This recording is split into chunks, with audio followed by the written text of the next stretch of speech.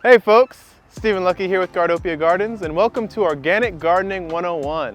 In our last video, we talked about constructing your garden and how to make a nice little plot for your backyard, patio, whatever it may be. This time we're going to be talking about watering your garden, specifically talking about drip line irrigation to make an optimal and efficient growing space. How do you get your plants to grow? Well, water is life. If you don't have water, we are all just dust, okay? And that's what's gonna happen to your plants if you don't have a good watering plan.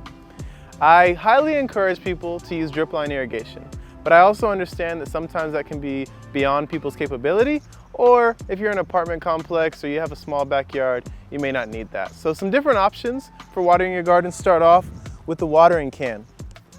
This is an easy way. Fill it up and water your little garden bed. If you have a little patio planter or one garden bed, you can get away with it. But if you have more space, you're gonna spend a lot of time using this watering can. The next option would be a hose and a water wand. I do not encourage people to use a hose without a water wand, because what happens is you get a jet just blasting down on your plants. That's definitely not good for seedlings, transplants in general. Of course, you can use your hand, go old school, but this is the better way to go about it. This one has different settings that I can use. So I'll use a shower setting, and I can also adjust how much pressure I want coming out. They make small water wands, big water wands. This is a good way to go, again, if you're gonna water by hand. My favorite way, and the most efficient way, is drip line irrigation. It is 90% efficient, and it saves you lots of time. So when you go on vacation to Cancun, you don't have to worry. Your plants are getting watered. You get sick, you wake up late, you gotta pull an all-nighter at work. No matter the situation, with drip line irrigation and a timer, you can make sure that your garden is getting watered consistently. So these are a couple of the components that we use for drip line irrigation. A timer goes on to your hose spigot, and you can set it to run once a day, twice a day, 3 times a day, 4 times a day. You can also set it to run for 5 minutes, or you can set it to run for an hour. It depends on the plants and your growing space. Once you have this timer, you're gonna put a backflow preventer. This allows for nothing from your irrigation to get back into your plumbing at the house, right? Because that water is sitting in the drip line for a while, bugs, bacteria might get into it. You wanna keep that out of your plumbing. So that goes straight onto here. With your backflow preventer, you can then do what is called a pressurizer. So drip line irrigation is best used at 25 PSI, pounds per square inch. This helps make sure that we don't bust the lines. From there, we're gonna have an adapter that's gonna go from the 1/2 inch drip line onto the 5/8 hose spigot. All right, so as you can see, we have quite the apparatus here. But this is all gonna connect into your spigot.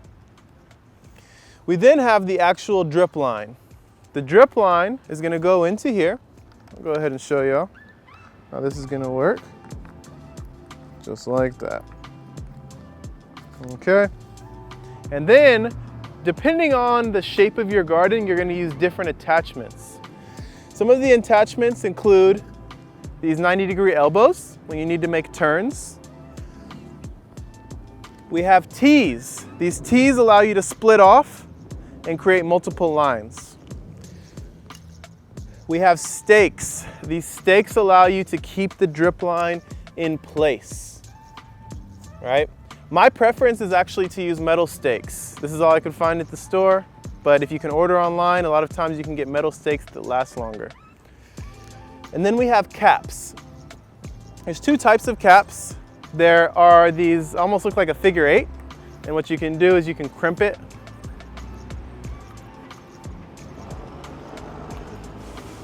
That's one way to go about it. These are cheaper, but they don't work as well as these end caps, which I like to use. And the end cap goes on the end, just like that. We're gonna do installation in just a minute. And then these are some of the tools that I'll use if I need to do any digging around. I have my hand trowel, I have my PVC cutter if I need to make cuts to the line. And of course, your handy dandy Craftsman measuring tape so that you can make sure you get the right lengths. So now let's go ahead and move to the actual installation of this drip line irrigation. All right, folks, so the actual installation. One component I forgot to mention in the beginning was this black poly tubing. This black poly tubing allows you to run the water to the garden, understanding that your garden might not be right next to the spigot. I have an existing drip line set up in this, so I'm just going to dovetail off of what I already have existing. So I'm going to come to this space right here. So I'm going to go ahead and cut into this line.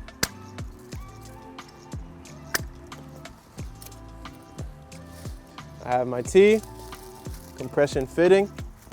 You want to press it in about 1 inch. That way the cap doesn't pop off with the pressure. Now that that's in, I can take my other 1/2 inch poly tubing. Again, this has no drip emitters in it. And now I have a water source that I can run as far as I want. We're gonna move, so we're running the water, maybe 10 feet max, to this next garden bed.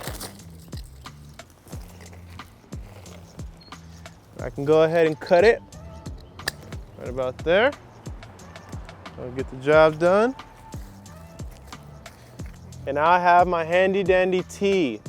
This T again is gonna come in here. Compression, about 1 inch. Not too little, not too much. If you go too far in, you can block the water hole. And now we're gonna convert to our drip line.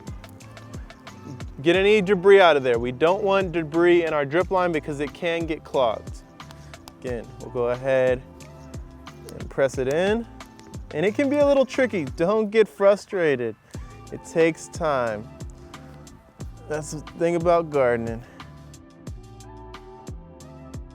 All right, that's in. I'm gonna cut it about 1.5 inches away from the next emitter. Get my stake down. Keep that there. Let me get an elbow. Elbow goes on.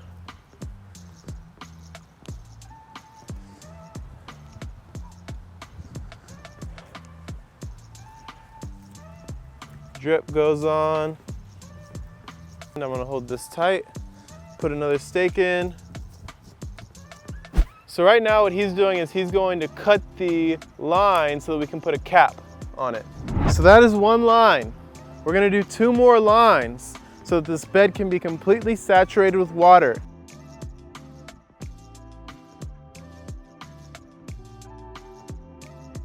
So this is where our timer is.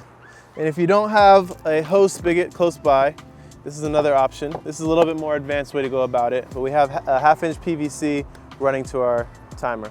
You can see the time is set, so it's on auto.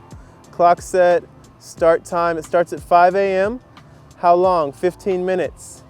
How often? Every 12 hours, so 5 a.m. and 5 p.m. Can be off, can be auto. There's also the little button that we're gonna use right now. It's a manual.